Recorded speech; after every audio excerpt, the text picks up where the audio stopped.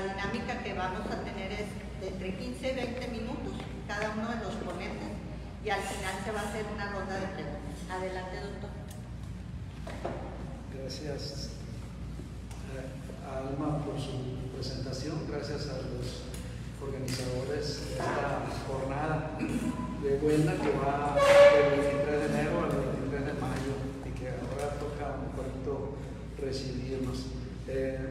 Quiero saludar y agradecer también la presencia, aparte de representante de la presidenta municipal, pues también la presencia de Jesús Manuel Jiménez Gil, el síndico procurador, y de Enrique Parra Melesio, que también ha estado ocupando esa posición como titular de la misma, interesado también en el desarrollo de Mocorito.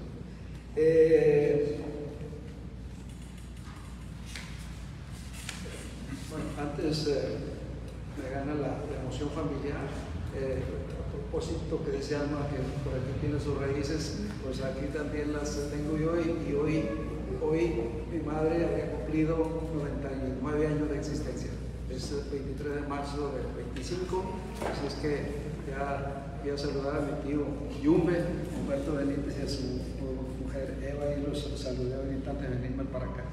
Y aquí por el lado paterno, pues aquí está Hugo López Rodríguez, y también está acompañados en esta ocasión.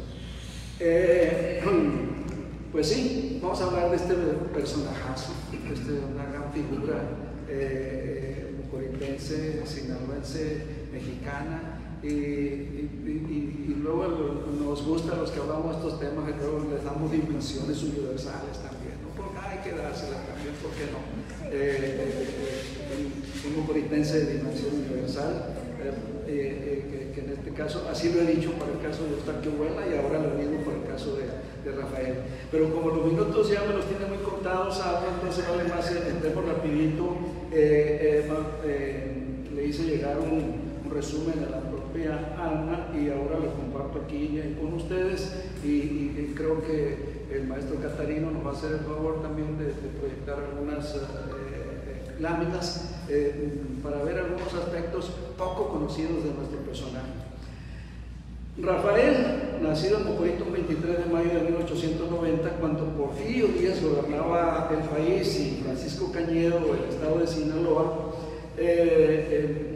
Rafael pasará de las aulas del Colegio Rosales a los campos de batalla, procurando siempre la transformación del país por los caminos de la democracia y la justicia, de la libertad, la igualdad y la fraternidad. Estos últimos tres palabritas pues, son propias de la Revolución Francesa, que en alguna de sus escritos los hace explícita referencia a esos tres términos, ¿no? de libertad, igualdad y fraternidad. Al recuperar la historia universal con énfasis en la Revolución Francesa y la historia patria de la conquista de la independencia y de la reforma a la víspera de la Revolución, siempre tiene presente la atención prioritaria de las necesidades del pueblo para mejorar la calidad de vida de los sinaloenses, de los mexicanos todos. Acaba hace algunos meses, creo que en octubre, falleció Enrique Dussel, y es un personaje que tiene muy claro lo que en sus textos sobre política, de que la responsabilidad de los gobernantes es atender las necesidades de la población, y en esos mismos términos así lo establecía en sus obra poética y en su obra en prosa el propio Rafael. Su amor por las letras lo llevó por los caminos de la poesía y el periodismo, y debatió con uno de sus profesores, el farmacéutico Julio Gearse, catedrático de español y político cañerista, tanto sobre el uso apropiado del lenguaje y de las reglas de la Academia Española de la Lengua, como sobre la ética del intelectual, sobre la congruencia entre el decir y el hacer, entre el enseñar y el practicar en la vida cotidiana. Su obra poética conocida parte del canto a la belleza femenina, el amor, la ausencia y el recuerdo, y continúa con temas políticos y sociales. Su debate con Julio Gearse se da después de su expulsión del colegio por su simpatía hacia José Ferrer, candidato al gobierno del estado de Sinaloa, el verano de 1909, luego de la muerte del gobernador Cañedo. Buelna acusa a Arce como autor intelectual de su expulsión, llamándolo infame, payaso, mercenario de la pluma y mal ejemplo para sus estudiantes, a la vez que le corrige la plana sobre el uso correcto del español. Su obra periodística, conocida hasta antes de su incorporación a la lucha armada constitucionalista contra Victoriano Huerta, quedó registrada en la prensa de Culiacán, Mazatlán y Guadalajara. En Culiacán, sus creaciones literarias y cartas a la redacción, reflexiones y columnas fueron publicados en Mefistófeles y El Monitor, en Mazatlán, en el Correo de la Tarde, y en Guadalajara, en la Gaceta de la capital tapatía, entre otros espacios periodísticos. Su paso por el Colegio Rosales. Con el ambiente académico familiar favorable, su padre Pedro Buelna fue alumno del colegio. Hay registro de su paso por el colegio de don Pedro. Y el dominio de las primeras letras, la inteligencia, la práctica de la cultura física y el ejercicio lúdico del liderazgo, todo apuntaba al éxito de la carrera académica. Nada podría impedir su triunfo en una profesión liberal. Su primera opción fue la ingeniería. La hora de viajar a Culiacán a continuar los estudios había llegado. El día de la Virgen de Guadalupe de 1906, los hermanos Buelna quedaron inscritos, él y José Miguel quedaron inscritos y siguieron inscribiéndose a finales del año del 7 y del 8, según consta en el archivo histórico de la universidad. El registro de Rafael a sus 16 años dice: hijo de Pedro Buelna y de Marcelina Tenorio de Mocorito, pensionista, ingeniero, 12 de diciembre de 1906. Tutora, Dolores Medina de Buelna, con domicilio en calle Juárez. Entonces, esa es la esposa de Eustaquio Buelna, es Dolores Medina de Buelna. Hay un personaje que no pudo estar aquí con nosotros y que ha estudiado la genealogía de la familia. Hoy nos habló hace un ratito Jaime Angulo, y él hace el recorrido de todo esto, la genealogía de la familia Buelna, y resuelve un asunto que teníamos pendiente algunos de nosotros. ¿Cuál es el parentesco entre don Eustaquio y Rafael? Porque uno nace en 1830 y el otro en 1890, son 60 años de diferencia. Era mucha pues tío, abuelo, decían algunos, y a lo mejor alguna vez yo mismo lo dije, pero cuando Jaime va a los archivos de la Family Research, hay una opción libre ahí en internet, ahí encuentra que Pedro Buelna y Eustaquio Buelna son medios hermanos. O sea que don José Miguel Buelna, el padre de Buelna, el padre de Pedro, de Eustaquio y de Pedro, pues tuvo varios matrimonios. Y eso pues, se descubre revisando esas actas. Bueno, así que ahí lo tenemos, que es tío, pues ahí cercanísimo ahí. Y ya vienen las materias. Ahí le vamos a pedir ya que nos pongan, hay un cuadro de calificaciones, resulta que Buelna estuvo 2 veces en el Colegio Rosales.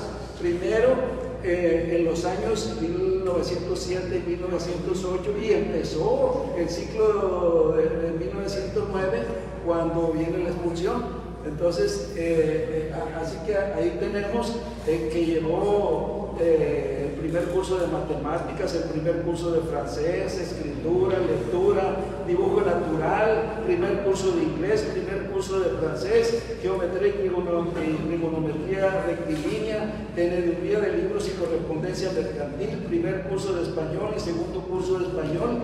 Todo esto en el 7 y el 8 son 11 materias. En todas tuvo excelentes calificaciones, solo hay una que quedó pendiente ahí sin calificación, que sería la lectura. Pero observen un detalle, que en el primer curso de español y en el segundo curso de español, a la hora que fue examinado, y que en ambos cursos tuvo calificaciones de muy bien, y por lo tanto es aprobado por los 3 sinodales. en los dos cursos, ahí aparece un personaje con el que va a debatir, que es Julio G. Arce. Le dice JGA ahí en la parte baja, a la derecha. Es Julio G. Arce, es farmacéutico, su maestro de español y diputado cañedista. Así que aprendió a escribir ahí con él. Sin embargo, a él es el que le va a decir infame,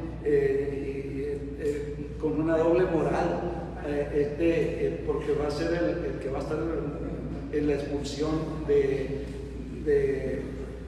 junio del 9, ¿no? Entonces ahí tenemos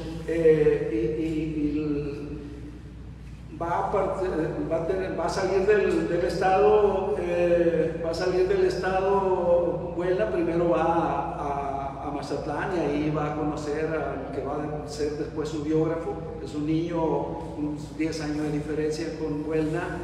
Huelna tiene 19, el niño con el que tiene un trato ahí y luego va a ser su biógrafo es José C. Valadez, que ahí se conocen ahí en Mazatlán, porque el padre de José C. Valadez le abre las puertas para protegerlo de alguna manera en el momento que es expulsado de ahí.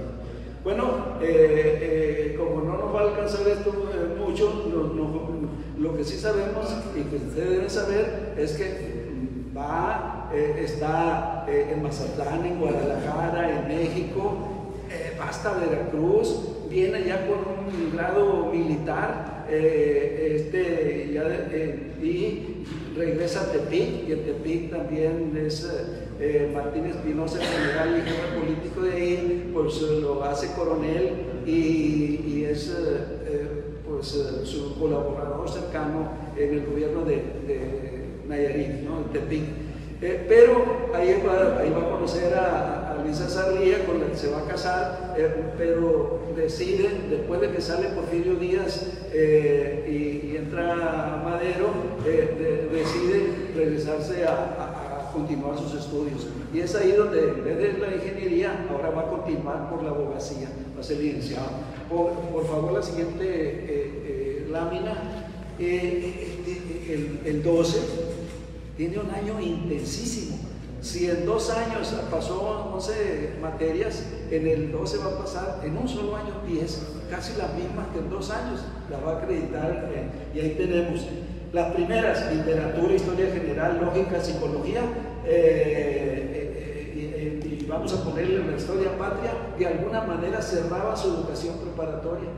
Y ya lo tenemos iniciando sus cursos como abogado, ya lo tenemos estudiando economía política, sociología, primer curso de derecho civil, primer curso de procedimientos civiles, derecho constitucional.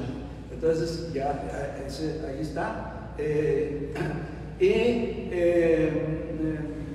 Excelente estudiante, que de nueva cuenta va a ver cortada su educación por el asesinato de Madero y la reincorporación a la revolución como militar. De ahí que la acción con la pluma va a cambiar ahora a la acción con la espada. La vida amorosa, pues se ha hablado de tres relaciones que tuvo, sentimentales. Aquí don Enrique Peña Gutiérrez nos habla de María Cleofas Castro. Todo el mundo sabe, y porque ella misma reconoció, otra novia, Carmen Catalán, maestra, que va a sobrevivir muchos años a Rafael, y va a morir como en los 80s. Y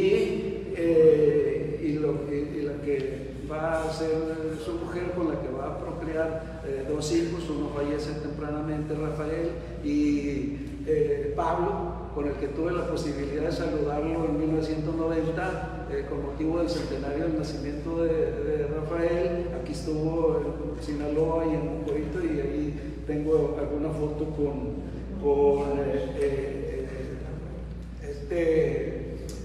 hijo de Rafael, que también ha seguido siguió dando progenie, y hace poco, creo que a principios de este año, nos visitaron Jorge y Manuel, son los nietos de Rafael. Aquí estuvieron en Mocorito. Bueno, así que eso, pero hay una más que Héctor R. Olea, el historiador, registra, que es Carolina Perches, en Guadalajara. Así que son 4 de los 3 novias y luego la que ya va a ser su esposa, Luisa Sarria. Por favor, la siguiente. Las actas de matrimonio de Rafael con Luisa Sarria son 3. Las actas números 51, 52 y 53. En una, pues se presentan ante la autoridad porque quieren casarse. En la segunda, les permiten que se casen a pesar de que los tiempos no permitirían que lo hicieran porque hay un periodo, una vez que se registra, un periodo, entonces se los adelantan y le dicen, está bien. La primera acta es de las 11 de la noche, el 15 de agosto, la otra es de las 11:30 de la noche y la de matrimonio, que es la que está aquí, que tienen ustedes, es a las 12. O sea que en una hora se corrieron los 3 términos, pues él era jefe político ahí en Tepic, en Nayarit, y se le facilitaron las cosas. Dicen que don Gervasio Sarria, el papá de Luisa, se la quería sacar de ahí, se la quería llevar a Guadalajara, pero pues Huelna, que era especialista en caballos, así que le puso turbo ahí a su caballo y lograron que convencer a los suecos de que ese día iba a ser la boda el 15 de agosto de 1915. Bueno, eso es lo que tenemos. Nos pasamos ya a las siguientes.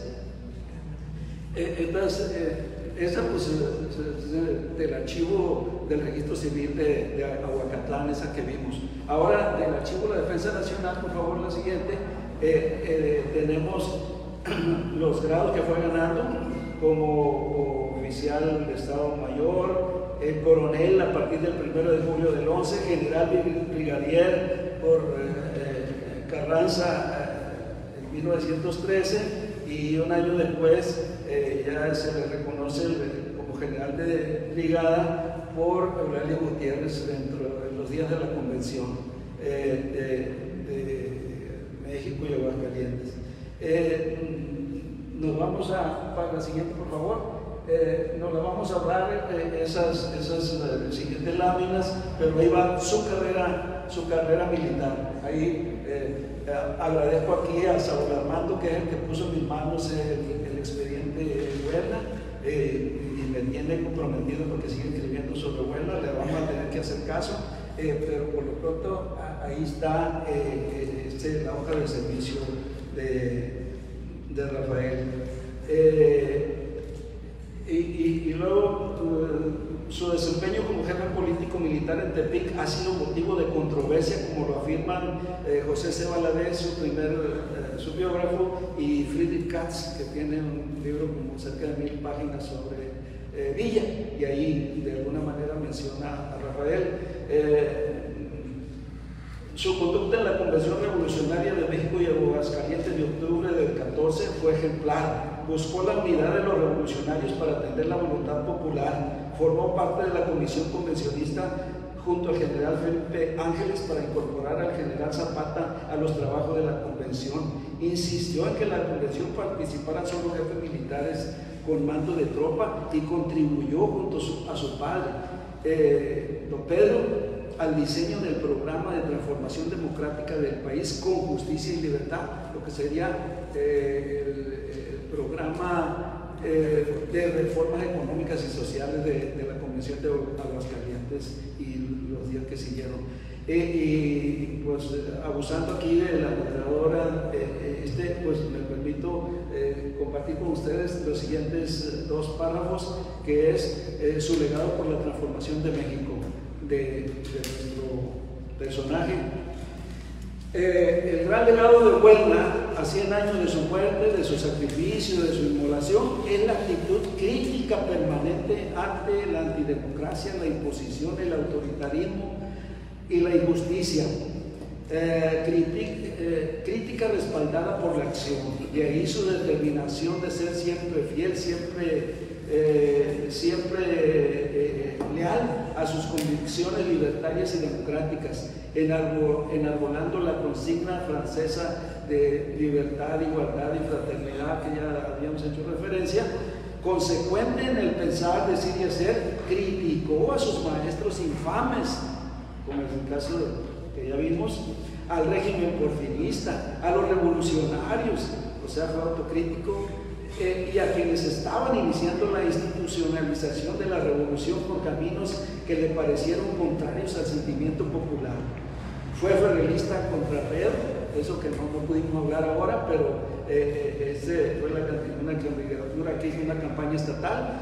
Ferrerista contra Redo, maderista contra Díaz, constitucionalista contra Victoriano Huerta, pillista contra Carranza y de la huertista contra Obregón en la campaña y jornada que le va a costar la vida. A 100 años de su partido, 23 de enero de 1924 en Morelia, lo recordamos con cariño y reconocimiento.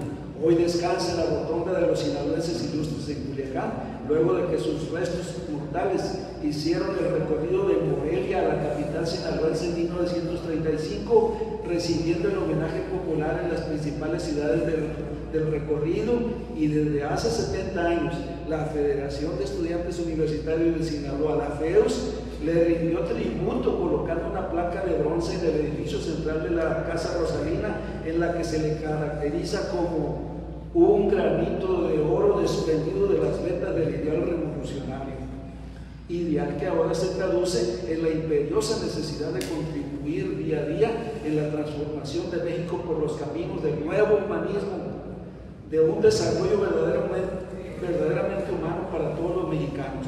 No un desarrollo expresado numéricamente por el crecimiento de la producción nacional anual de bienes y servicios, el PIB, sino aquel expresado por el aumento de la felicidad del pueblo de México.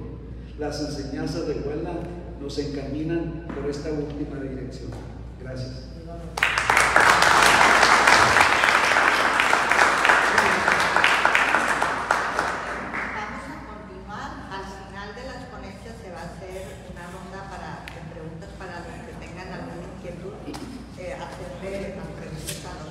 Continuamos con el doctor Saúl Armando Alarcón Amezquita, quien expondrá la ponencia La relación de Rafael Buelna con Felipe Riveros y Francisco Villa en la historiografía.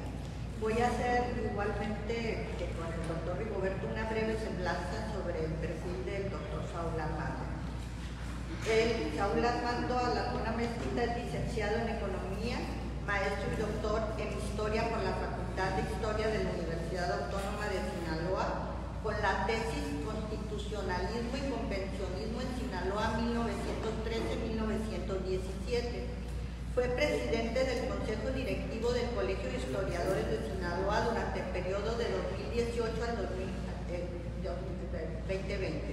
Ha sido ponente en múltiples eventos académicos nacionales e internacionales sobre la Revolución Mexicana en Sinaloa y rebeliones indígenas en el noroeste de México. Ha impartido conferencias de diversos temas y personajes de la Revolución Mexicana en Sinaloa, participado en programas de radio, así como comentarista en presentaciones de libros y revistas. Ha publicado entre sus libros La Línea de Fuego, Juan M. Banderas en la Revolución, por el Ayuntamiento de Culiacán en el 2013, en coautoría los libros de Sinaloa en el Congreso Constituyente 1916-1917, publicado por el Instituto Nacional de Estudios Históricos de la Revolución Mexicana, INER, en 2018, Diccionario de la Revolución Mexicana en Sinaloa por COBAES en 2018, participó en la coordinación del libro Contribuciones a la Historia Económica, Política, Social y Cultural de Sinaloa, publicado por el Colegio de Historiadores de Sinaloa 2021. También ha publicado capítulos y artículos de libros y revistas. Entonces le damos la palabra al doctor Saúl, igual con las mismas reglas,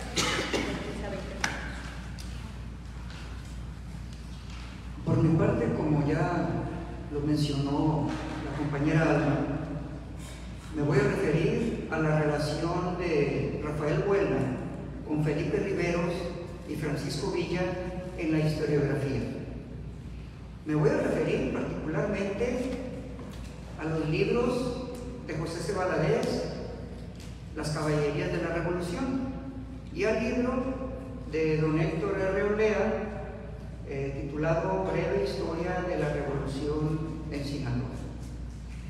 Quiero decir que de Buelna ha sido más ampliamente tratado en publicaciones, en libros que tocan a la Revolución Mexicana en general, con acontecimientos en los estados, libros como los de Friedrich Katz, Pedro Salmerón, en donde se toca a Sinaloa. Es obligado mencionar las actividades y las campañas militares de Rafael Buelna. Son varios los libros así de carácter nacional de la Revolución en donde se toca a Buelna. También localmente, pues aquí ha habido publicaciones de Buelna. También los dos libros que publicó Agustín Velázquez Soto, que reúnen la mayor cantidad de texto sobre Buelna. Gran parte de Agustín Velázquez y también de otros que han o hemos escrito sobre Buelna. Pero como decía Rigoberto, me parece que le dije que si fuera de Culiacán yo lo haría, o ya hice de Juan Banderas, pero como es de Mocorito, a él le toca. Pero bien, un libro amplio, completo, o más de lo que hasta ahorita se ha hecho, hace falta. Y no nada más hace falta. El general Rafael Buelna Tenorio lo merece. Bueno, cuando les digo que voy a tratar estos dos libros, es con el afán de que se hagan aclaraciones o correcciones sobre el trato que mencionan estos libros, o sobre todo el de las Caballerías de la Revolución, que siendo una novela histórica se ha considerado como si ya fuera la biografía de Rafael Buelna. Es lo que más se acerca a eso, es real, y aporta mucho. Sin embargo, tiene, voy a decir, debilidades que es muy importante aclarar, sobre todo cuando se trata no nada más de mi general Villa, sino también de Felipe Riveros, otro mocoritense que no fue bien tratado en esa obra, o en estas dos que voy a mencionar. Y es que resulta que don Héctor R. Olea se apoya en la obra de José C. Valadez, que publicó en 1937 Las Caballerías de la Revolución, en una época en la que aún, por decirlo con estas palabras, la familia revolucionaria no se había conciliado a nivel nacional. Es decir, el villismo aún era oficialmente considerado un bandidaje. Estamos hablando de 1937. Sería hasta en el gobierno de Gustavo Díaz Ordaz, por obra de que su secretario de la Defensa había sido villista, muy joven, y ahí que terminó buscando que se reivindicara a su general, y así llegó Villa al muro de honor del Congreso de la República. Pero en 1937 era políticamente correcto denostar al villismo. Afortunadamente, los lazos personales que José C. Valadez tuvo con Rafael Buelna permitió que se aventara a hacer esta obra muy buena sobre Rafael Buelna. Pero claro, no podía tratar objetivamente o como realmente sucedieron las cosas la relación de Buelna con Riveros y con Villa. Pero mejor me apoyo un poco en el texto para entrar en materia. José C. Valadez, en su libro Las Caballerías de la Revolución, publicado, como ya dije, en 1937, escribió: apenas enterado de la noticia de la trágica muerte del presidente y del vicepresidente de la República, Buelna fue en busca de Riveros. Rafael propuso a Riveros que ese mismo día, por la noche, apoyándose en los elementos de que disponían los oficiales maderistas, dieran el grito de guerra en Culiacán. Convencido Buelna de que Riveros no apoyaba sus planes, abandonó la capital del estado de Sinaloa y se dirigió al sur. Héctor R. Olea, en su libro Breve Historia de la Revolución en Sinaloa 1910-1917, dice que el 27 de febrero de 1913 el gobernador Felipe Riveros no aceptó la invitación que le hizo su amigo, el estudiante Rafael Buelna, para que desconociera al gobierno de Victoriano Huerta. Bueno, sobre esto, eso es lo que dicen que hizo Buelna. Veamos ahora lo que dice el propio Rafael Buelna de lo que hizo. Por su parte, Isidro Favela, en su libro Mis Memorias de la Revolución, menciona que entrevistó a Rafael Buelna en Culiacán el 28 de enero de 1914, quien le dijo que se levantó el 15 de marzo de 1913 de acuerdo con el jefe político del territorio de Tepic, don Martín Espinosa, y con el gobernador de Sinaloa, Felipe Riveros.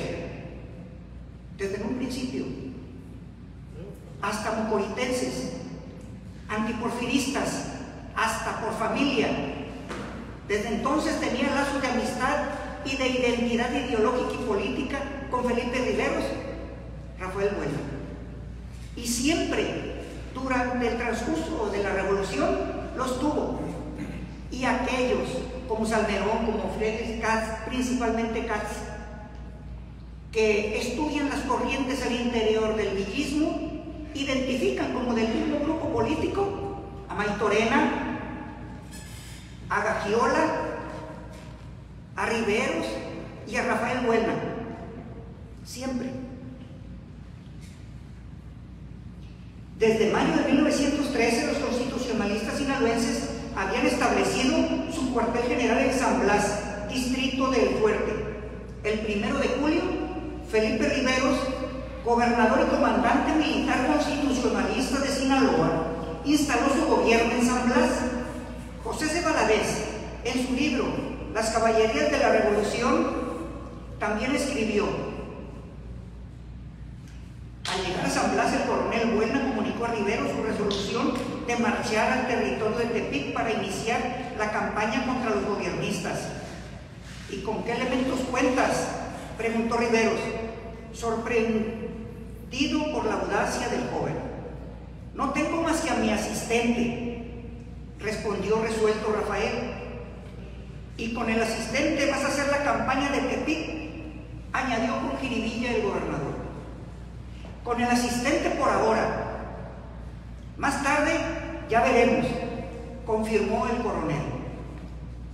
Y como Rafael creyera ver en el gobernador un nuevo obstáculo para sus planes, no pidió más ayuda para la empresa y abandonó San Blas bien pronto, sin más compañía que la de un soldado asistente. Sin embargo, en la entrevista mencionada que le hizo Isidro Favela, Buelna declaró: el 19 de julio de 1913 salí de San Blas con 45 hombres en unión del general Espinosa. Es el general Martín Espinosa quien detalla el apoyo que recibieron del gobernador Riveros. El 14 de junio de 1919 escribió en su autobiografía lo siguiente: al día siguiente de conferenciar con el ciudadano Carranza, partí para Hermosillo, donde me presenté al gobernador de Sonora, general Ignacio Pesqueira, en demanda de algunos recursos para comprar armas, municiones y equipo, a fin de activar la campaña en el territorio de Tepic. No habiendo podido obtener los citados recursos, vendí en 2,000 pesos al mismo señor Pesqueira una laja que guardaba como reserva económica, y con el producto de la venta compré armas y parque, dejando a mi familia en Sonora con escasos recursos. Emprendiendo yo el viaje a Sinaloa y Tepic en junio del mismo año.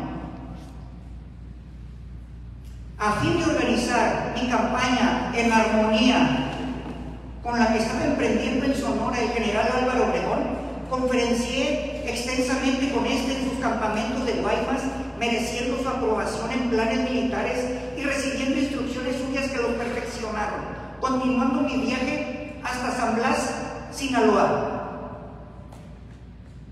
No lo apoyaron para nada, y eso es una diplomacia. En 1919 publica su autobiografía, casi le da coba a Obregón, pero no podía mentir y decir que lo apoyaron. El otro, Pesqueira, hombre, con tal de hacerse de recursos tuvo que venderle, empeñarle en 2,000 pesos para poder hacerse de pertrechos. En este punto, el gobernador de Sinaloa, Felipe Riveros, me proporcionó una fuerza de 80 hombres mal armados y montados, así como 500 pesos. Con estos recursos debía atravesar el extensísimo estado de Sinaloa, densamente guarnecido con fuertes núcleos militares huertistas. También, el 29 de mayo de 1920, Martín Espinosa expidió al general Buelna una certificación de su actuación revolucionaria, en la que escribió: a mi paso por San Blas, Sinaloa, recogí una pequeña escolta de 45 hombres que me ofreció el gobierno revolucionario de Sinaloa y salir rumbo a Tepic. Que si fueron 80 o 45, lo importante es que no son objetivos, para no decirlo más feo, Valadez y don Héctor Herrera, que pues se apoya en la única fuente que había prácticamente, en Valadez. Pero no era así, que Riveros no hubiera apoyado a Buelna o a Martín Espinosa. Sobre las razones de Buelna para exiliarse en los Estados Unidos, Valadez, en la misma obra de las Caballerías de la Revolución, escribió que Rafael le dijo a su hermano Miguel: nos vamos para los Estados Unidos. Yo entré a la revolución a pelear por ideales y Villa no me puede convencer con sus ambiciones.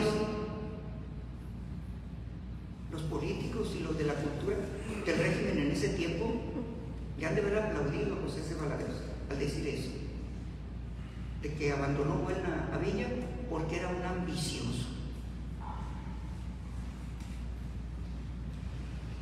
Y además que el general Villa ordenó el fusilamiento de Buelna por desertor. El 7 de octubre, los generales Rafael Buelna y Felipe Riveros llegaron en tren a Ciudad Juárez para pasar ese mismo día al Paso, Texas, y exiliarse. Buelna y Riveros formarían parte de la Alianza Liberal Mexicana, organización que construyeron los exiliados villistas en los Estados Unidos. Siendo parte de esa Alianza Liberal Mexicana, Felipe Ángeles fue enviado por esa organización a que apoyara, que se uniera para apoyar militarmente a Francisco Villa en la última campaña de Ángeles, y que terminaron tomándolo prisionero y fusilándolo. El general Villa, hay demasiados testimonios en fuentes de contemporáneos en donde hasta llegó un momento en que después de la última campaña formal de la División del Norte en Sonora, se regresa a Chihuahua derrotado, se reúne en una hacienda con todos sus generales y los políticos que aún lo acompañaban, para decirles que en adelante él iba a continuar su lucha contra Carranza sin abandonar su país, su patria, dedicándose a hacer una guerra de guerrillas, y que los que quisieran seguirlo, que lo acompañaran. Los que no, podían amnistiarse, podrían exiliarse, les dio esa libertad. Villa no fusiló a a ningún desertor. Pero aquellos traidores que siendo esos generales se pasaron con armas y bagajes y su gente al carrancismo para perseguir a los villistas, pues en donde los agarraban, como se podía los fusilaban, o los pasaba mejor vida.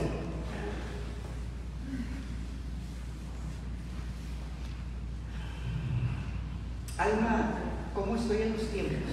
De que 16 minutos tienes disponible. O sea, después unos 3 minutos, porque también le di un trato preferencial a mi gobierno. 4 minutos más. Entonces, esto es una cuartilla y media. Me voy a referir a otro tema. La participación de Rafael Buelna en la convención revolucionaria, pero cuando se reunió en la Ciudad de México, que ahí inició, luego estaría en Aguascalientes, Ciudad de México, Cuernavaca, México, Toluca, otra vez Cuernavaca y después en Jojutla, donde se disolvió. La Convención de Generales y Gobernadores Revolucionarios, convocada por Venustiano Carranza, sesionó del 1 al 5 de octubre en la capital de la República. En la sesión del día 2, Rafael Buelna es el primer delegado en manifestar que la Convención debe considerarse depositaria de la soberanía nacional. Dejó claro que para él la Convención no es una junta de subordinados a Carranza, sino la representación del pueblo mexicano que debía estar integrada solo por generales con mando de fuerza. Propuso que se nombrara una comisión que revisara los antecedentes de los que se ostentaban como generales sin tener méritos para ello, porque veía en la asamblea a muchos generales cuyas águilas les habían costado 5 pesos, pues nadie los había visto antes en un campo de batalla, y se levantaron en armas al día siguiente de la entrada del ejército constitucionalista a la Ciudad de México. Obregón se opuso al nombramiento de esa comisión, diciendo que la cuestión de los grados era de la exclusiva competencia del primer jefe y de la Secretaría de Guerra y no de la Asamblea. No negó el de Sonora, que también a él le molestaba encontrarse con generales de última hora, pero agregó: si aquí se nos presenta un general de ayer con su nombramiento expedido por el primer jefe, ¿tenemos derecho a rechazarlo? En esta discusión se expresó la cuestión básica que tarde o temprano tenía que encargar la Asamblea. ¿Era soberana la Convención o estaba sujeta a los dictados del primer jefe Carranza? Al día siguiente, Buelna propuso que se discutiera si la Convención tenía derecho a decidir quiénes podrían participar en ella, para que se le reconociera ese derecho a la Asamblea. Argumentó que la Convención tenía derecho a no admitir en su seno a los delegados que considere que no deben de estar en ella, aun cuando estos aparezcan con el carácter de representantes de elementos militares que tengan mando de tropas. El secretario de la mesa directiva de la Asamblea, coronel Samuel de los Santos, objetó que solo el primer jefe tenía derecho para decidir quiénes eran los autorizados para formar parte de la Asamblea de la Convención. Replicó Buelna, sosteniendo que la Asamblea debe ser libre y soberana para rechazar a un invitado, aun cuando éste presente autorización suscrita por el primer jefe. Es claro que para la visión democrática del general Buelna, la primera jefatura de Carranza no podía tener mayor autoridad que la Asamblea de los jefes del pueblo en armas. El presidente de la Asamblea, general Francisco Murguía, le dio la razón a Buelna, pero el coronel Manuel García Vigil amplió lo dicho por el joven general de Mocorito.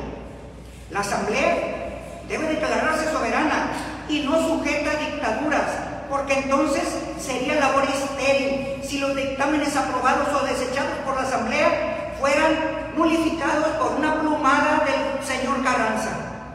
Al final de la sesión de ese día 3, la Comisión Permanente de Pacificación propuso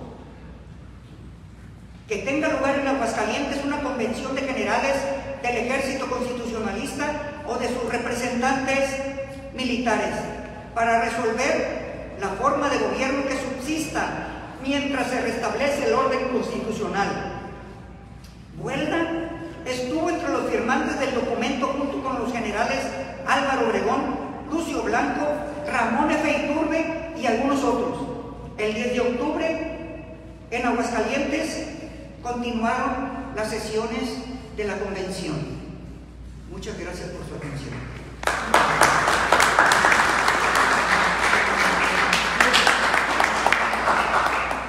Muchas gracias, doctor Saúl. Vamos a continuar con el maestro Rafael Ayala, quien nos va a presentar su ponencia, Las casas de papel de Rafael Buelna en la Revolución. Igualmente voy a leer su currículum. Lo voy a leer directamente del celular. Él es un historiador sinaloense, profesor normalista, maestro en historia y bastante de doctorado en historia por la Universidad Autónoma de Sinaloa. Investiga la historia económica social con temas sobre las monedas en el siglo XIX y XX.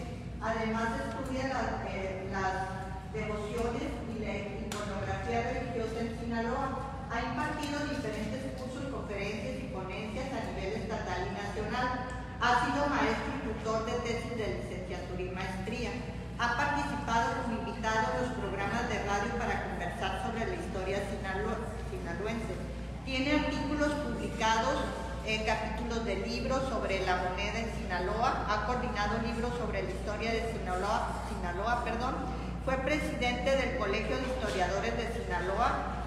Actualmente es profesor de la Facultad de Historia de la UAS, coordinador de Archivo Histórico de la Facultad de Historia y conductor del programa Voces y Diálogos con la Historia, transmitido por Radio UAS. A continuación, le damos la palabra al doctor Rafael y al maestro. Muchas gracias, Sandra. Muchas gracias a todos. Vamos a cerrar con mucho de oro. No porque sea yo, sino que vamos a hablar de dinero. Por eso, ¿no? Si alguien me apoya con la diapositiva, por favor. Es para mí un gusto estar aquí en Mocorito. Siempre que hablamos de Rafael Buelna y de Felipe Riveros, nos trae a Mocorito. Los hemos estudiado a través de la Revolución. Aquí mis compañeros doctores, el doctor Saúl, especialista, la verdad que tenemos en la Revolución, ha estudiado muchísimo sobre los personajes revolucionarios. Igual el doctor Rigoberto, muchos años como historiador, y siempre para mí fue mi maestro Rigoberto, y para mí siempre es un gusto estar con ellos y compartir mesa de trabajo. Y venir a Mocorito cuando nuestro presidente, el maestro Catarino, hizo la invitación de participar aquí en Mocorito, la verdad que hace la mano, yo voy, me gusta. Y además tengo un gran amigo aquí, mi amigo Huanca Corona, estudiamos juntos en la normal, nos conocemos desde hace mucho tiempo. Y le agradezco a todos ustedes estar aquí en esta mañana de sábado, ya mediodía, y estar conociendo un poco de un personaje que es de ustedes, los mocoritenses, pero también es de los sinaloenses y los jaliscienses y de todo México. Entonces, para mí es un gusto ver a todos, y hoy vamos a hablar acerca de las casas de papel de Rafael Buelna en la Revolución. Rafael Buelna, como ya han mencionado nuestros compañeros, fue un líder revolucionario, pero también lo que he estudiado de él es acerca precisamente de la elaboración y creación de billetes. Siempre he dicho en las conferencias que los revolucionarios tenían una consigna: si no hay dinero, nosotros lo hacemos. ¿Cuál es el problema, no? Y en ese nosotros lo hacemos, precisamente Rafael Buelna pues también hizo. Digo, estoy en la revolución, soy general, también puedo hacer billetes. Y en la ponencia que vengo a presentarles, a platicar con ustedes acerca sobre esta situación, ¿no? ¿Me apoyas, amigo? Entonces, para entrar un poquito en contexto, desde el siglo XIX, la Casa de Moneda, se estableció una Casa de Moneda aquí en Culiacán, desde 1846 a 1905. Tenemos un centro de acuñación aquí en Sinaloa. De esas monedas vamos a pasar a la creación de bancos de emisión. Los bancos de emisión estaban permitidos precisamente para que ellos mismos elaboraran sus propios billetes, y esos billetes los mandaban a hacer a compañías litográficas en Estados Unidos. Entonces estamos pasando de una moneda en metálico, de su valor intrínseco como tal, de su oro, de su plata, vamos a pasar a un valor fiduciario que se llama a través de un papel que el Estado lo respaldaba. Vamos a estar en esa transición, ¿no?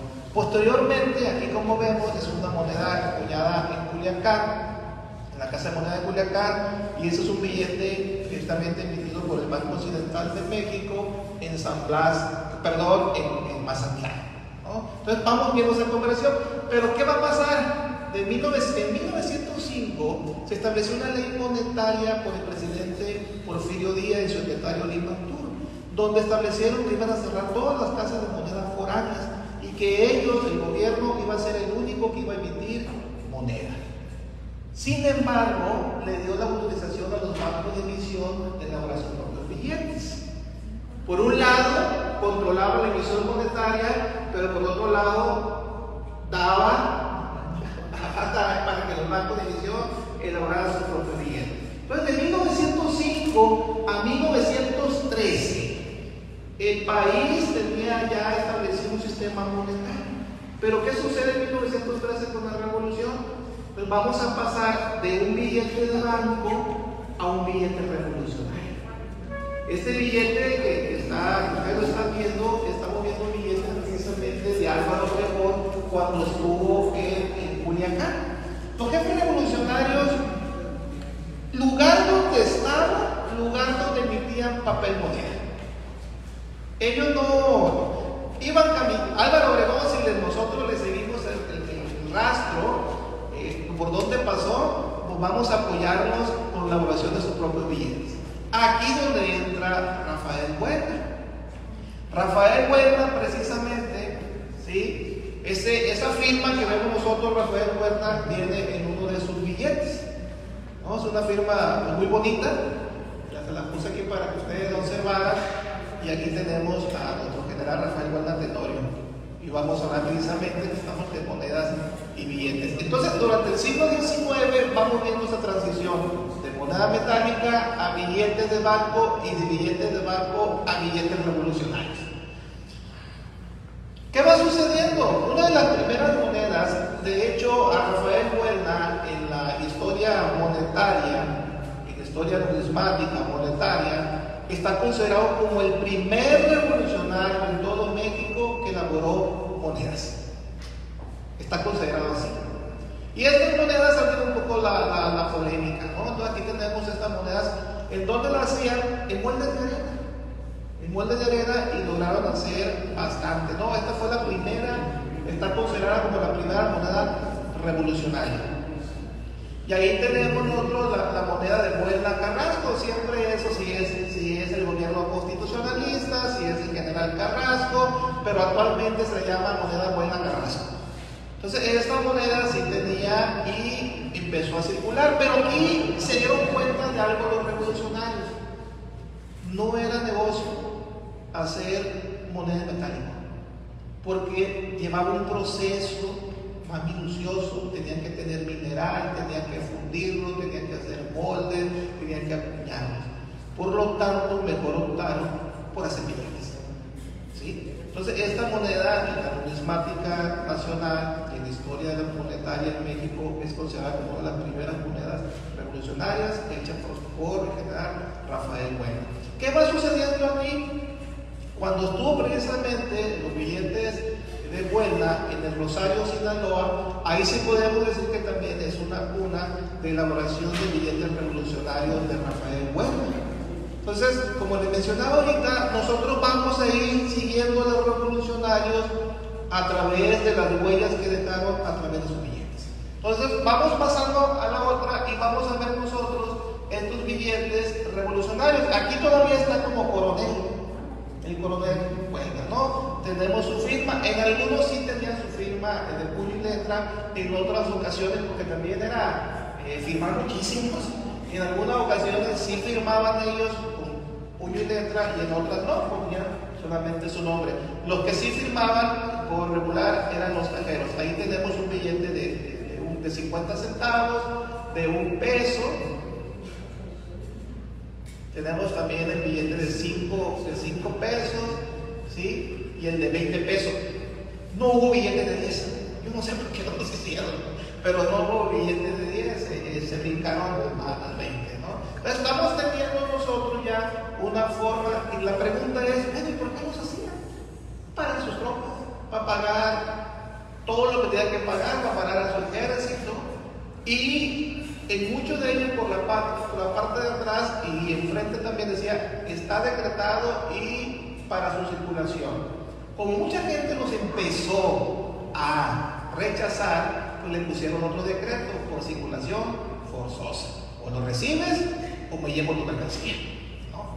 Porque, entonces, ¿qué va sucediendo? Los comerciantes decían, bueno, es que, ¿cómo te voy a recibir un billete y quieres que te dé feria?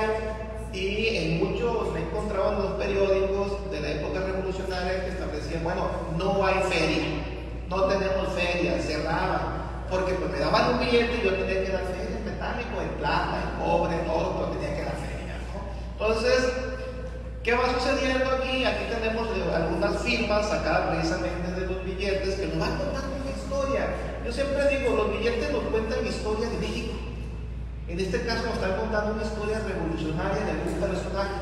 Así como Felipe Riveros, también mocoritense, decretó e hizo billetes en San Blas y en Culiacán, también Rafael Buelna hizo su billete. Entonces, estas son algunas firmas también de los que nos acompañaron. Y vamos a continuar aquí ya, si se dan cuenta, estamos viendo a Rafael Buelna en cuestión de elaboración de billetes hacia el sur de Sinaloa y del territorio de Tepic. Al sur de Sinaloa y el territorio de Tepic. No quiere decir que para centro y norte de Sinaloa no había billetes revolucionarios, sino que los estaban haciendo otros revolucionarios que estaban en estas plazas, ¿no? En el caso de Buelna empezó del sur hacia el territorio de Tepic. Y ahí vamos a tener nosotros ya este tipo de billetes, ¿no? Del territorio de Tepic, vale por 10 centavos, ya le ponían un número, un marco, y a una de las cosas que se enfrentaron ellos fue la falsificación. Si se dan cuenta ustedes, son billetes no muy difíciles de falsificar, pero con estos empezaron a hacer y pagar a sus tropas. Continuamos. Y ahí tenemos el de 10 centavos y pues dice, no, por orden del general. Ya aquí en el billete, en el primero del rosario, aparece como coronel. Ya el doctor Rigoberto mencionaba los años que le fueron dando los grados. Entonces, pero en el billete podemos ver nosotros ya en el rosario estaba como coronel, pero ya acá en el territorio de Tepic vamos a verlo nosotros como el general, ¿no? Ya con eso. Entonces este billete se pagará a la administración de rentas del territorio de cualquier, ¿sí? No alcanzo de 10 centavos, ¿no? Y acá tenemos también el de 20 centavos. Continuamos. Ahí tenemos otro billete, el de 20 centavos también y otro de 50 centavos, ¿no? Entonces del territorio de Tepic. Estamos entendiendo entonces que Rafael Buelna, la revolución o lo fuerte de él fue el territorio de Tepic, ¿no? Entonces vamos teniendo también el territorio de Tepic y también por la parte de atrás vamos a ver nosotros frente por orden del general, bueno, o sea, por orden del general Buelna va a circular. Oye, ¿cómo me lo vas a rechazar? Si el general Buelna lo está mandando, lo elaboró, o sea, lo vas a recibir. Y si no lo recibes, pues me llevo la mercancía. Por eso los revolucionarios tenían esa consigna. Y siempre la digo y la repito: si no hay dinero, nosotros lo hacemos. Y en eso lo hacemos, se dieron rienda suelta. Eso se hicieron, e hicieron dinero. Tenían su propia máquina y empezaron a hacer dinero.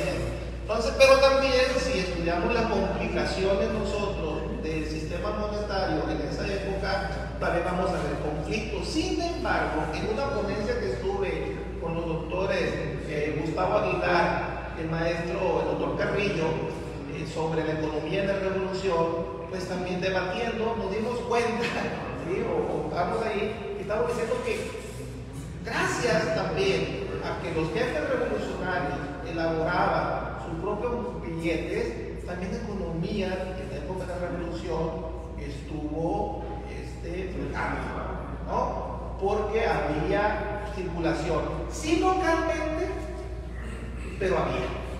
Y eso permitió, ya si estudiamos los conflictos mercantiles, la revolución a través de las monedas y billetes, esa es otra cosa, ¿no? Pero la forma local ayudó muchísimo precisamente a la circulación en cuestión de pagos, en cuestiones de haber, ¿no? El otro, ahí tenemos el de 50 centavos, igual, ¿no? La misma leyenda. Esta era una característica propia de los billetes revolucionarios, poner la leyenda por orden del general, por orden del coronel, de la brigada, por orden del Estado, por todo se establecía, y también en muchos se decretaba. El decreto número 5 establece que este billete de circulación forzosa. Y aquí tenemos algo en el territorio de Tepic, esa firma, ¿de qué cree que sea? De Juan de Dios Vázquez. ¿Sí? Ya firma aquí en estos billetes Juan de Dios Vázquez, que estuvo precisamente él con Huelga y los firma también.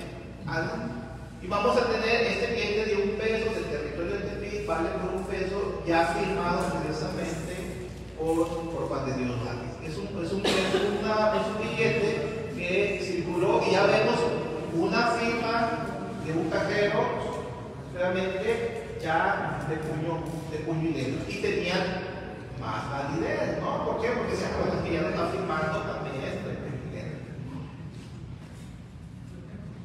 y en la Caponeta, siguiendo el rastro de estos billetes, Rafael Huelga en la Caponeta también elaboró billetes como guasos como estos, ¿no? La brigada general de $5, ¿sí? 5 pesos.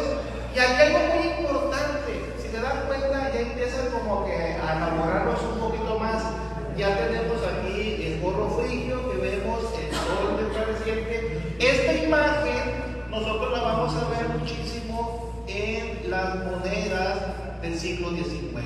¿Por qué? Porque era un símbolo de libertad, el gorro frigio y el sol resplandeciente. Era el nacimiento de una nueva república. Todos los revolucionarios toman esta simbología y lo ponen precisamente en los billetes. Eso va más allá también, sí es un billete como tal, pero también lleva una simbología atrás. También ellos decían, bueno, si en 1824 se empezaron a emitir monedas en el siglo XIX sobre el gorro frigio que decía libertad y el sol resplandeciente que representaba el nacimiento de una nueva república, pues nosotros también lo vamos a poner en nuestros billetes, que están representando también un nuevo comienzo en este país, ¿no? Entonces hay una simbología a lo que nosotros llamamos una iconografía en cuestión de billetes. Posteriormente, ya aquí vamos a ver nosotros la noticia principalmente donde se le dice a Álvaro Obregón que Rafael Huelga había muerto en Madrid. Eso lo vamos a encontrar nosotros en el Demócrata, donde ya se le dice y sale en el periódico Rafael Huelga ha muerto. Entonces, ha muerto Rafael Huelga y aparece en los periódicos. Y aquí tenemos, ¿no? Dice ahí el presidente Obregón que Rafael Huelga murió en un ataque. Ya nuestros compañeros hablaron de esa travesía que llega a Morelia y no se sabe de él, lo busca y dice, bueno, es que murió en batalla. Y se le avisa al presidente que Rafael Huelga había muerto. Entonces eso lo podemos documentar nosotros como historiadores en el periódico oficial, pero en el periódico del Demócrata, que en la Facultad de Historia, el día que quieran ustedes, lo pueden consultar. Ahí lo tenemos, ¿no? Microfilmado. De ahí sacamos precisamente esta fuente. Y pues ya, como yo le puse ahí Huelga el poeta también, buscando algunas cosas más de Rafael Huelga, pues ya vamos a ver también que Rafael Huelga escribía.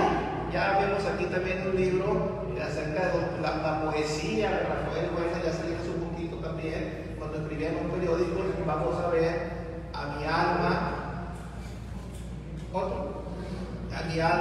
íntimo, a los dignos, y uno que me gustó muchísimo, lo puse al final, a los débiles. Él cuando estaba precisamente cuando estaba apoyando a Ferrer. No sé si me puedes ayudar, amigo, con el primer párrafo a leerlo. No alcanzo a verlo aquí. Tampoco yo. Tampoco. A ver, déjame poner el fondo.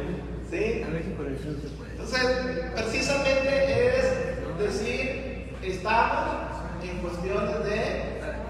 A ver, el primer párrafo. A ver, ayúdame. Es bajo y torpe el que al poder se humilla y se rinde servir bajo su planta. Solo es grande el que es débil se levanta, fuerte en su honor la frente sin mancilla.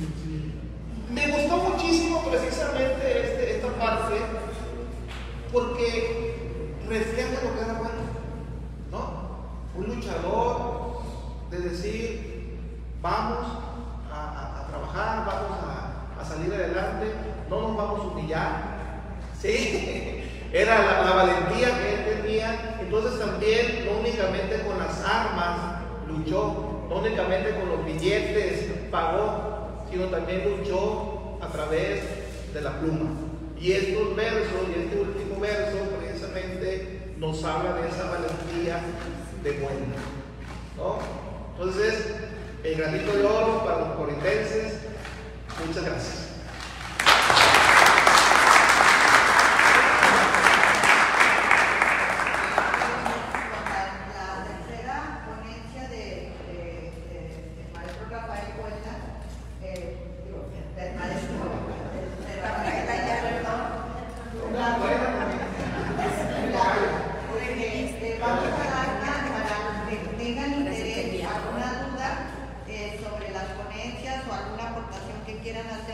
Les vamos a dar 5 minutos para, una ronda de preguntas y se les va a dar 5 minutos a cada uno de los ponentes.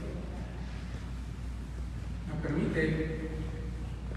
Yo quiero primero agradecer la presencia de don Braulio, que viene de Momucha. Don Braulio es un periodista, pues vamos a decir, no muy sociable, batalla mucho para sacarlo de la... Pero me ha gustado mucho cómo aborda el tema de la revolución y cómo choca con la historia escrita, porque su papá de primera mano le transmitió algunos pasajes. César Aurelio viene, es cronista de Guamuchi, también invitado. Por allá tenemos a unas maestras del kinder, Enrique Peña, que me hacen el favor de venir también a esto, el profe Corona. En fin, algunas personas invitadas. Yo quisiera que escucháramos un ratito a don Braulio, porque creo que va a aportar mucho, si me permite.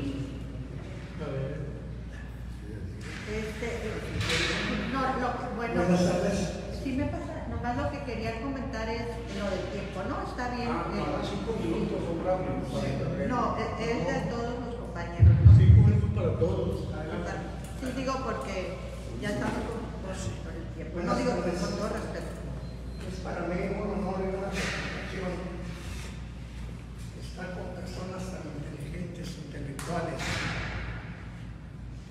Gracias a Dios y a la invitación que me hizo el historiador y cronista de la ciudad de Guamuchi para hablar algo sobre Rafael Buelna, que posiblemente no venga en los libros.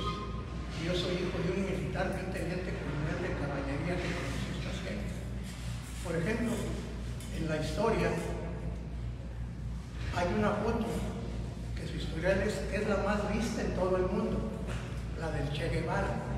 Y en segundo lugar en México está la de Rafael Buelna, cuando llega a la Ciudad de México.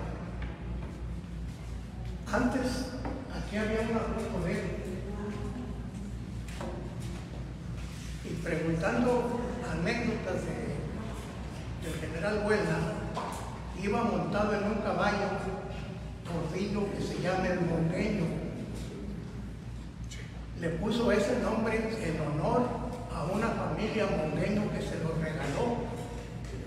Al lado de él, al lado derecho, ve el general Rodolfo Fierro, y a su lado izquierdo Tomás Urbina, que va con un quepito. Entonces esas cosas no salen en los libros. En mi tierra de Aguascalientes se juntan los que fueron revolucionarios y y siempre platicaba Antonio Medrano, que por cierto, este general fue el único que quedó vivo cuando mataron al general Francisco Villa, y él platicaba esas anécdotas del general. Quiero comentar otra que ya lo han comentado ustedes, cómo fue, inclusive en una de las mañaneras que Paso López Obrador habló sobre el general Felipe Ángeles, que él fue el que fue por Zapata, pero realmente el que fue el general Buelna. Él le pidió permiso a la asamblea que si le daban 5 días, él se comprometía a traer al general Zapata a la ciudad de Aguascalientes, a la convención. El que le contestó fue el general Francisco Villa, que le dijo, ya lo invitamos, pero no quiere venir. Realmente el general Zapata lo único que hace es en ese estadito de Morelos. A lo más lejos que ha llegado es a Xochimilco y de ahí para atrás. Para acá no creo que venga. Le dijo el mismo general Villa, pida permiso a la convención, si le dan permiso, vía libre a Aguascalientes, Morelos, porque el general Buelna va por Zapata. Villa tenía razón, no vino, pero mandó su delegación con el un licenciado de San Luis Potosí, que venía al frente de la gente que mandó Zapata. Cuando pues ahí se trataba de desconocer a Carranza, incluyeron a Aurelio Gutiérrez, Antonio Díaz Soto y Gama.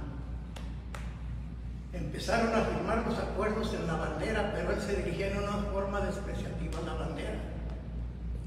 Y decía, señores revolucionarios, para mí tiene más validez la palabra de cada uno de ustedes que la firma que están poniendo en ese trapo.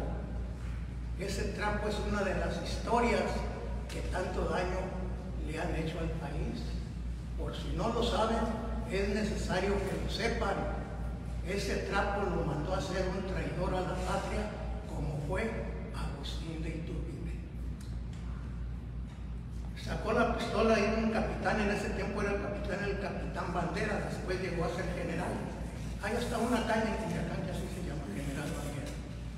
Y le dijo, mire licenciado, si sigue hablando usted así de la bandera, le voy a dar de balazos.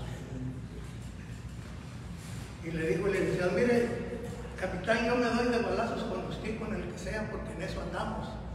Pero esa es la verdad. Y con esta intervención, la delegación del sur se da por terminada. Entonces, realmente lo que, pues todos debemos de saber que realmente hemos estado platicando que el general Buelna hizo muchas cosas y que no están en la historia, no se platican. Realmente es que él anduvo peleando en sus últimos días de combate en contra del gobierno establecido. Por eso fue de que está un poco olvidado. Si acaso aquí se le reconoce sus méritos, inclusive cuando lo mataron en Morelia, lo enterraron con todos los honores militares, porque fue un gran revolucionario. Y hay mucho que platicar del general Buelna, precisamente con el general Villa, las indisciplinas que tenía el general Villa, porque sí, realmente hay un escritor que ustedes lo han oído mencionar, Martín Luis Guzmán. Martín Luis Guzmán está considerado como el escritor mejor que ha habido en la República Mexicana post-revolucionaria. Y él, con sus escritos, hizo de un bandido un héroe. Y ahorita lo mencionaron ustedes. El último nombre que está en el Congreso de la Unión en México es el general Francisco Villa. Y se debe a los escritos de Martín Luis Guzmán. Y por último, ya se me van a cumplir mis 5 minutos. El doctor Enrique Peña escribió un libro sobre el granito de oro. En una ocasión platicando con él dice en su libro que le pusieron granito de oro porque en una ocasión que fue la familia Bequillos, él andaba jugando en el río y se encontró un granito de oro. Y se lo llevó a la mamá. Y le dijo, mira mamá lo que me encontré que es, y que la señora le dijo, es lo que eres tú, un granito de oro. Y le dije al doctor que realmente él en sus escritos se parecía a Martín Luis Guzmán, que los adornaba mucho. Dijo, lo admiro mucho. Pero si tú las sabes de otro modo, dice, dime. Y sinceramente, la que yo sé, pienso que es la verdad. En una ocasión, precisamente en un desfile en México, que estaba el general Obregón en el palco, venía el general Buelna con la banda y dijo, el general Buelna se amanece tocándole la banda, pero cuando los llamo, que es el primero que llega, se me cuadra a sus órdenes mi general. Pocos hombres como él, es un grano de oro. Y precisamente de ahí es donde le viene el nombre de no granito de oro, es el grano de oro. Y en la tropa le decían, por el color de su piel, por su pelo, por sus ojos, parecía gringo. Y le decían el grano de oro. Muchas gracias por la Así como usted. Gracias. Muchas gracias. Ha sido de veras un deleite escucharlos a ustedes, porque hablar de Rafael Buelna a los mocuentenses nos llena de orgullo donde estemos. Y no lo digo solo por mí, por todos los mocuentenses. Decía el maestro don Constancio Rodríguez, que fue maestro de muchas generaciones de principios del siglo XX, que lo único que no le perdonaba a Rafael Buelna, que según esto fue alumno de él también, es que no hubiera regresado con frecuencia a su terruño, a Moforito. Por todo lo demás, lo consideró como un gran héroe.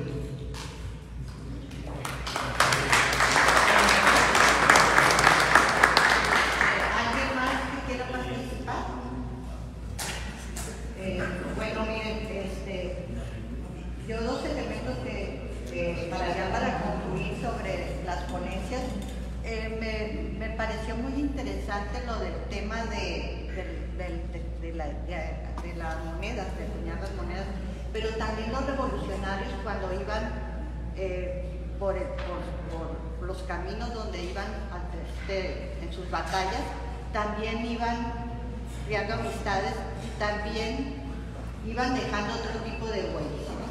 Entonces, aquí hay un libro que se llama Las batallas amorosas del general, y el doctor Rigoberto mencionó de los hijos que tenían, y hay una hija, Elena, y siguiendo con la tradición de Eustaquio, que dicen que era Eustaquio Buelna, pues en ese sentido, como era de armas tomar, a Rafael Buelna, cuando tenía apenas 19 años, tuvo a su primera hija, Elena Buelna. Entonces, me parece interesante eso. Y otro elemento que rescaté de este texto fue que tuvo, curiosamente, un hijo que todavía, de acuerdo a los historiadores,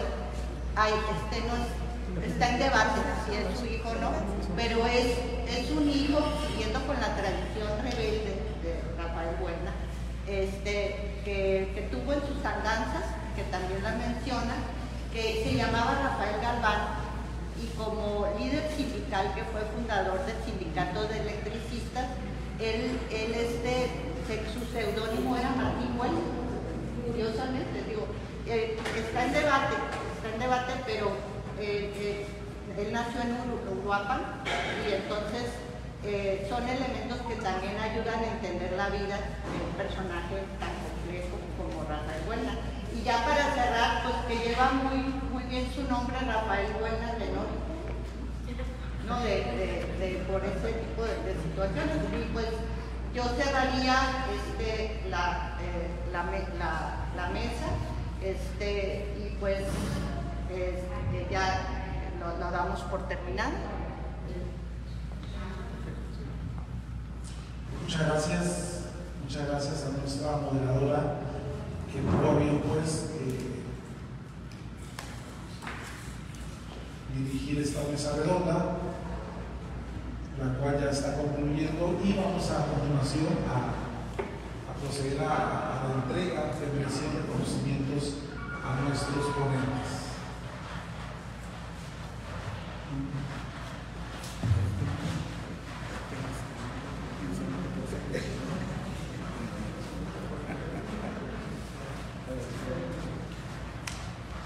Dicho reconocimiento al que realice el Colegio de Historiadores de Sinaloa AC a través del Consejo Directivo extiende la presente constancia al doctor Saúl Armando Alarcón Amezquita por su participación como expositor en la mesa redonda del Colegio de los Campos de Batalla, el legado de Rafael Buelna por la transformación de México, impartido en el marco del centenario luctuoso del general Rafael Buelna Tenorio, Mocorito, Sinaloa, a 23 de marzo de 2024, firma el maestro en Ciencias Catarino Escobar Macías, presidente del CONCI, y la licenciada María Elizabeth Ruelas, presidenta municipal de Mocorito.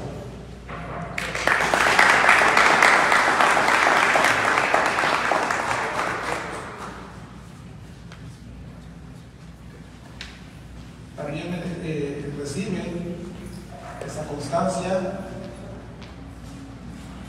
el mismo texto que les leí anteriormente, el maestro en ciencias Rafael Ayala Aragón.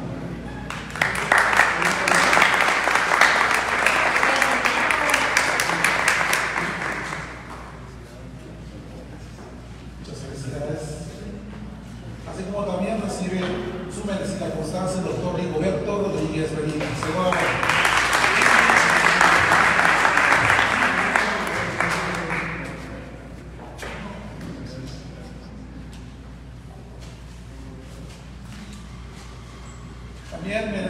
Recibiendo esta constancia, quien participó muy acertadamente como moderadora, la maestra en ciencias, Alma Satarain Pérez.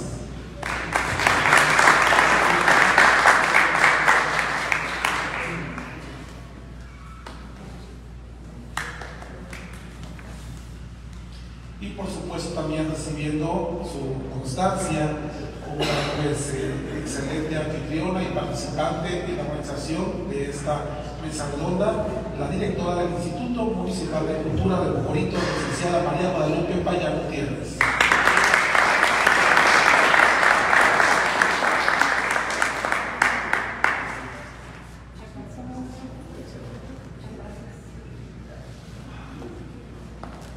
Muy bien, enhorabuena por todas las personas que recibieron esas merecidas constancias. Y pues no resta más que agradecerles reiteradamente su grata presencia y participación en esta mesa redonda, y a continuación pues vamos a llevar a cabo la toma de la fotografía del recuerdo. Para el término de la fotografía, nuestro amigo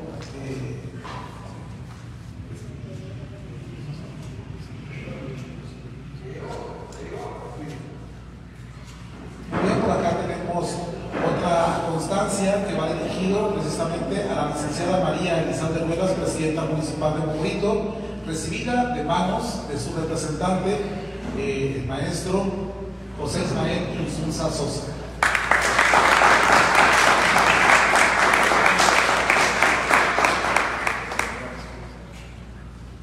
Muy bien, ahora sí los invitamos a todos los participantes para que se tomen la fotografía de recuerdo, y al término nuestro amigo Ernesto va a dar un recorrido por este emblemático mural de la Casa de la Cultura, y después nos van a degustar una deliciosa comida preparada especialmente para la ocasión.